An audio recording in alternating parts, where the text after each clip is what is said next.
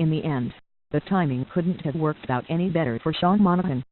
By waiting out the quartet of top young centers who needed to be signed elsewhere, Monahan and his agent were able to establish the price tag he was poised to trump, signing the 7-year, $44.625 million contract Friday for an average annual value AAV of $6.375 million, collecting $75,000 more annually than former number 1 pick overall Nathan McKinnon could also come in handy, as his weekends in Calgary will include furniture shopping as he and his girlfriend outfit the house she's moving into with him.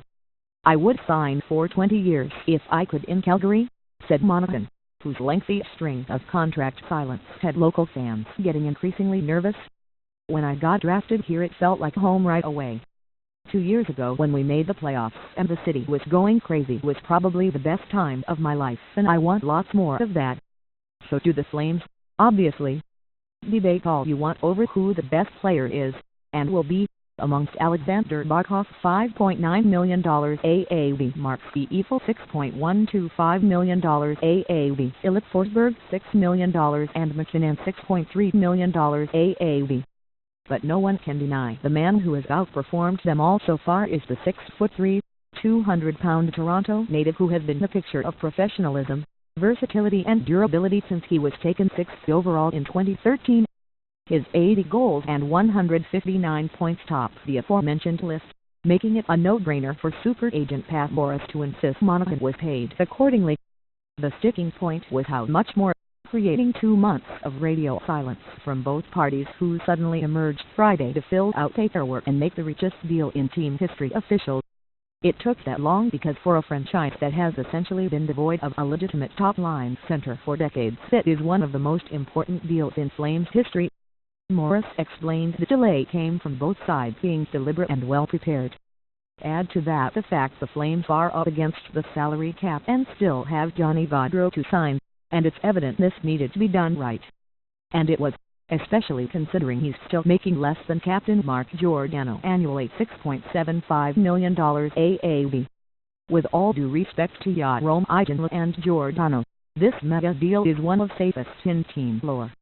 The coach and the organization know what they can expect from the ultimate pro who has already established himself as a team leader at age 21. He has size, strength, smarts and bundles it all together with a seriousness, maturity and dedication to fitness few can match. He wants to win. "Those are the type of guys you win with," said Graham Bradtree, leading of a player known around the league for his comical boring Sean Monahan Twitter feed. "It's a great deal for him. That's great financial security for a 21-year-old. But with that comes responsibility. As much as you look at statistics, it's the person you're investing in, and we have no concerns about that. He's a high-character person." After being named alternate captain last year, he went on to post 27 goals and career-high 63 points in 81 games.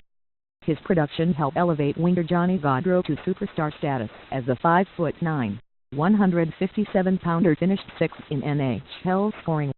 Elijah Friedman reported earlier this week Gaudreau will play for Team North America at next month's World Cup even if he doesn't have a deal with the Flames and, assuming he doesn't sign an extension with the Flames before then, won't negotiate with the club during the tourney.